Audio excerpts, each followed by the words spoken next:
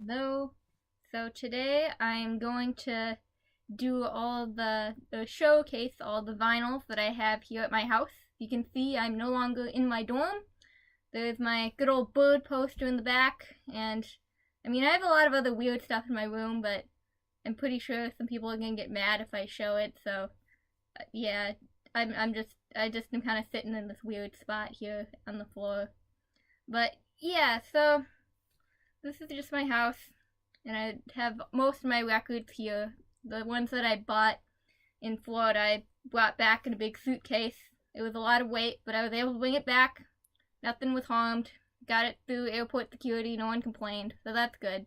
And thankfully, when I got back home, my records were also not burnt like my brother told me. I just called him on the phone. I'm like, "How are my records doing?" He's like, "I burned them all." So that was much relief that my records are all fine and sitting here and uncharred by flames. So without further ado, I'm going to start the first half of my vinyls that I haven't showed you yet. So a lot of stuff I had from Florida too that I brought back, but I already showed that. So I'm just gonna show all the stuff I have here. It's a lot, so I'll probably just have I'll probably make two videos. I'll do half of one and then I'll end it and then I'll do another one.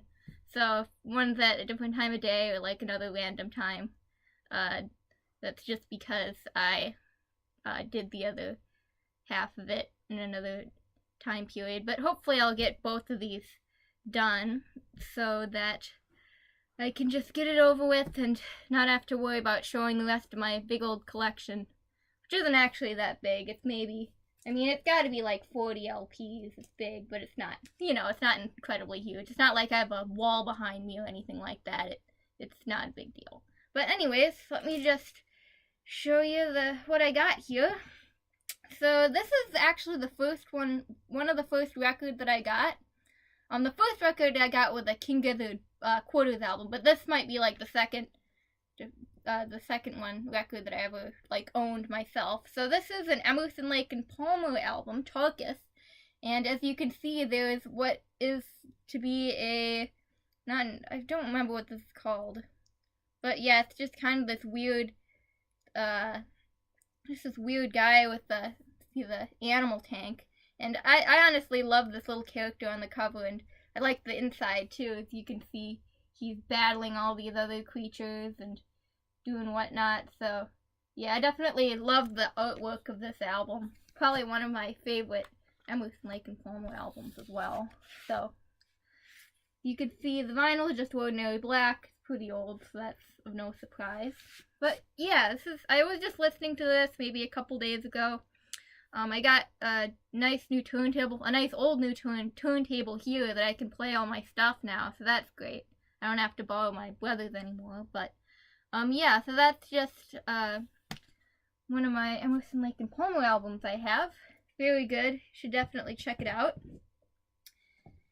And another record that I have here is Gorillaz Plastic Beach. So this is the only Gorillaz record that I own, but it's a really nice record. I love the back, I love the front. You can see the gatefold there. There's what I believe to be, I don't think that's real Noodle. I think that's Robot Noodle or something. There's that whole story of them like replacing Noodle with like a Robot Noodle because they thought she was dead or something like that.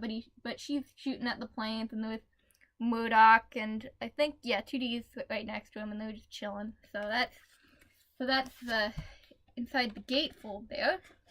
And then in here they have some really cool artwork. There's Robot Noodle. I don't know what her official name was, but she wasn't the real Noodle. And there's band just sitting there. There's big, I think that's Russell. Yeah, that's Russell. I don't remember the story exactly, but I know in the video, like, he's really big and he comes out of the water when they get to the plastic beach area. And then on the other one, there is this. There's 2D and what looks to be a lifeboat. He's holding a Bowie picture. And then there's Big Russell, and then I think that's Real Noodle, because Real Noodle was wearing the mask. But yeah. So that is my Gorillaz Plastic Beach album. I'm hoping to add some more Gorillaz albums to my collection because they're all really nice. At least the earlier ones, because those were all classics, and I love all the Gorillaz albums. But so further on, we have I think I got this at a record store in Madison somewhere, but this is just a normal old Queen album, Day at the Races. And I haven't listened to this one quite as much on like digital, but yeah, this is another really great Queen album though that I should probably give some more listens. And there's the gatefold in there. It's just the band. And then I don't think there's anything inside except the record. And it's just on normal black. But yeah, I think this is I think I have this and another Queen record that I got that I think I already showed. So these are the only two I have so far. I'm looking to get maybe like Queen 2 and a day and the one with Bohemian Rhapsody in it. I'm blanking right now. I don't remember the name of it. But yeah, so I'm hoping I can get some more of those. And then the next one is one that isn't actually like my own record. It's my brother's. I gave it to him as a Christmas present, but it's with me because, you know, he doesn't have a turntable. And there's nowhere to put it in his messy old room anyways. But here is a Little Bub, Science and Magic. So I got this at a record store in Florida somewhere, and I brought it back last year. And I was going to give it to him as a Christmas present eventually, so I did. And he really enjoyed it. So there's a really interesting foreword on the back. I'm not going to read it right now, but if you ever like find one of these, make sure to read it, because it, like, everyone, including me, was very intrigued by what it had to say. So apparently this is an album produced by the internet star cat Little Bub and his dude, his owner. So I don't know how that works, how a cat can supposedly help produce an album, but I guess I'll just have to go with it. So to my surprise, this is actually on green with like a black splotch in the middle. It doesn't say it on the wrappings or anything. It was just a really nice green vinyl. So I was surprised when my brother opened it up and saw it. But yeah, I really like this record. It's kind of cute. This cute little kind of electronic-ish kind of music on it. So if you ever find one of these things and just want to check it out, please do. It's an interesting little album. And some of these, okay, this one I haven't listened to yet. I just got this a couple days ago, but I like this guy's his first album, and I've heard his other stuff is pretty good. And that is Tiny Tim. And I think this caught my eye. It was relatively cheap at the record store that I went to really recently, and I heard this was decent, so I thought I'd pick it up. And it was just, I like also the cover and the back and what was inside. Just a lot of really cool picture of the Tiny Tim. Some pictures of him in his younger days, some during his older days in his career. But yeah, this guy was a pretty cool artist, very unique. Not for everyone, but definitely one of my favorite outsider musicians. So yep, that's just a normal black. It's just good, really cool looking album. So I hope I can give this a spin pretty soon just to check it out. But yeah, I think I've listened to his first album, which is his most famous one. And that one, I've listened to quite a few times. So if anyone's like into outsider music, definitely give Tiny Tim a listen if you haven't listened to him yet. So the next thing that we got here is another one I recently bought and listened to, thankfully. So I know what. So I do know that I like this album and this band, and that is Jade Warrior, Kites. So I just started listening to Jade Warrior like pretty recently, and I really like the music. It's kind of like I think a lot of these were made in like the 70s, so it's kind of like that 70s kind of rock music mixed with this very like Asian influences, or Eastern influences I should say, more broad I guess. But yeah, so this is a really interesting album. I haven't listened to all of the albums, but I listened to some of the first few, and all of them I found to be pretty good. So this is Jade Warrior Kites. That's disc right there. There we go. So yeah, that was, I haven't looked on the back that much, but there's definitely some interesting, like, quotes that aren't lyrics. They're like there's some writings or something on the back, maybe from ancient texts, ancient Eastern texts, or something of that degree. So the next 3 albums that I have, I got from the Bandcamp page of the great Buckethead. So I showed you my Population Override album before, so I won't be showing that, but I'll be showing the other 3 albums that are from his own self-released label. So you can just buy these things on his website, and he'll sign them, and there'll be other stuff that comes with them. So that's always kind of cool. So the first thing that I have is the Crime Slunk Scene Buckethead, and if you look closely, it is indeed signed, in his very signature blocky Buckethead signature that he just signs, and I think it's numbered too. I don't know if you can see that. It's right over there. But yeah, so there's the back, him, little figure of Big B right on top of like this weird chicken thing. I'm not entirely sure what that is. But yeah, so that is what's on the inside. There's the other side, not too much different. And that is Crime Slunk Scene. Definitely one of his like more famous albums. It has his most famous song Soothsayer on it, as well as some of his other classics that he's had. So a lot of people like this album. And personally, it's not my favorite one, but I do still really enjoy it. I think there's a lot of good songs on here, and it's definitely grown on me after listening to it quite a few times. Now the second one that I have, I've listened to maybe a few times. This one's been renamed. I don't know. I don't remember what it had been before, but he did rename like a few of his LPs, so I'll just have to be as best as I can when I'm describing like where this is from, because some of these I don't really quite remember like what exactly what these look like before. But I think this one used to be Albino Slug, but I might be wrong about that. And that would be a Buckethead Clockenwise, I think is what it's called now. And as you can see, they appear to be hanging on like meat racks or something, or meat hooks, and they're just like these weird little characters on the front. This one isn't signed, this one's just plain.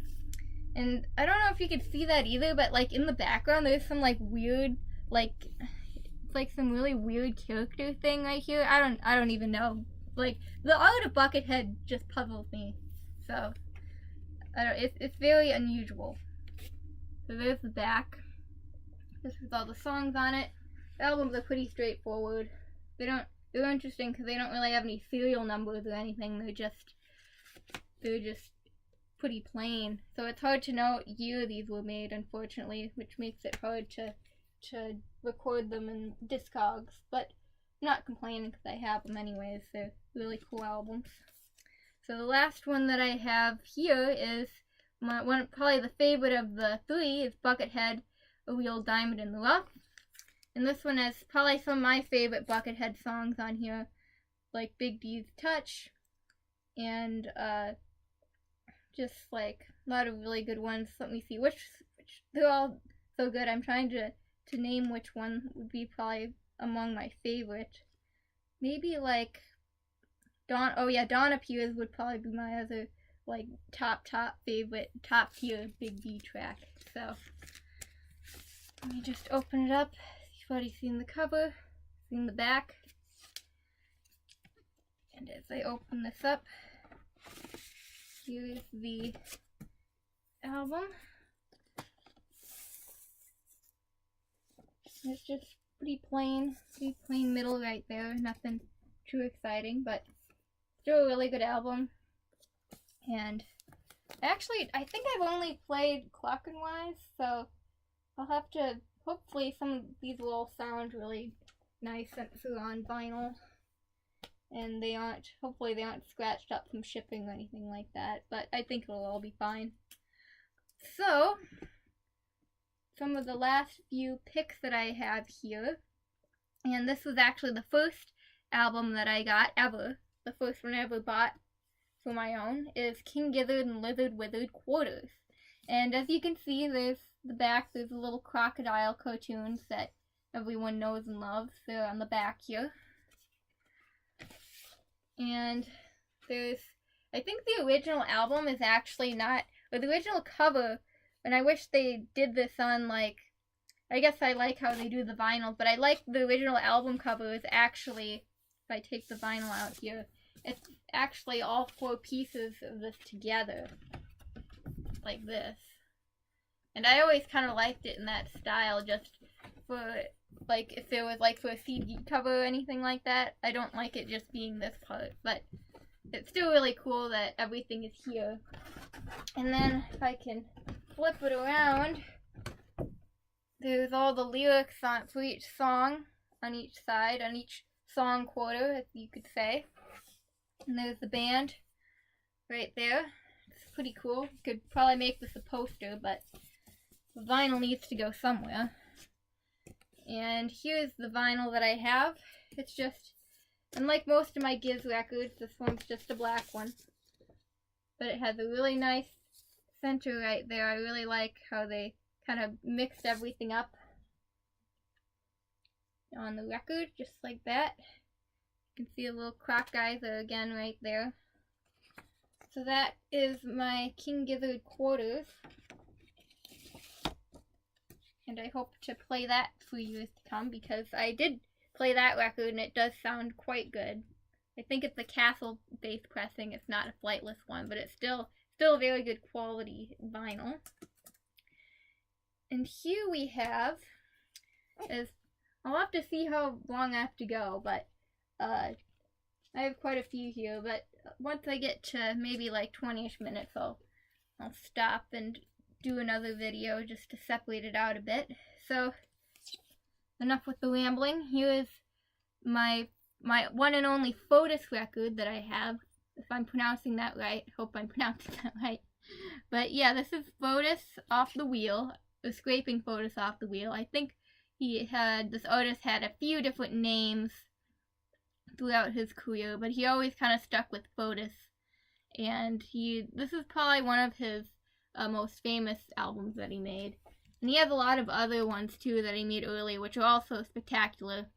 They're very expensive, but they're really good albums. So if I ever get my hands on one, I hopefully I'll be able to get one for a good price. So this is the lyric sheet right here. Kind of just open it up. Not too much to show in terms of art. It's a little bit of a writing on there. It looks like it's saying peace, but it looks but the P is backwards, so I don't know. It's just some weird writing. But yeah, so here is the lyric sheet of the Foetus record. Oh yeah, there we go. I was like, I wonder if there's anything on here. There's just a lot of pictures of guns.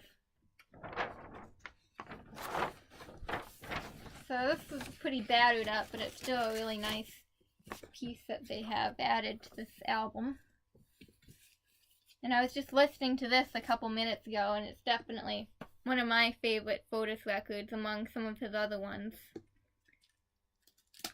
So, the next thing that I have that I haven't listened to, but I hope to very soon, is a Joan Baez record, The First 10 Years. And as you can see, there's the front, there she is on the cover, and then there's I like this kind of reminds me of the Tiny Tim one a little bit, just a lot of really cool pictures of her, just snapshots of her and in the inside of the gatefold here. And I have listened to some of her music, I just didn't pick this up on a whim. I just haven't listened to this particular record, but I hope I will soon enough. So there's just the inside.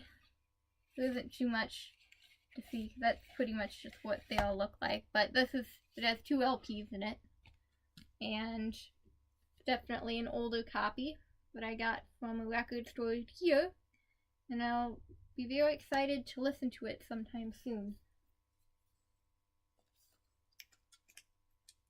Now the next thing that I have is Tubular Bells.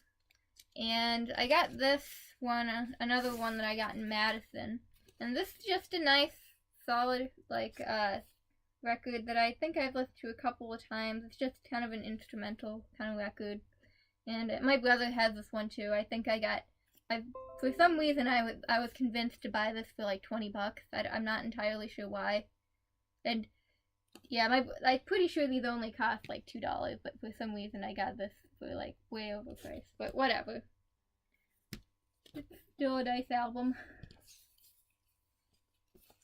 And what I have, the last thing that I'll show for this particular video, since it's gonna go for a pretty long time, so I'm about halfway through all the stuff that I haven't showed you yet, is my Bauhaus record. As you can see, there's the front and the back, and then there's the lyrics, and there's a picture of the band right there. There's the vinyl.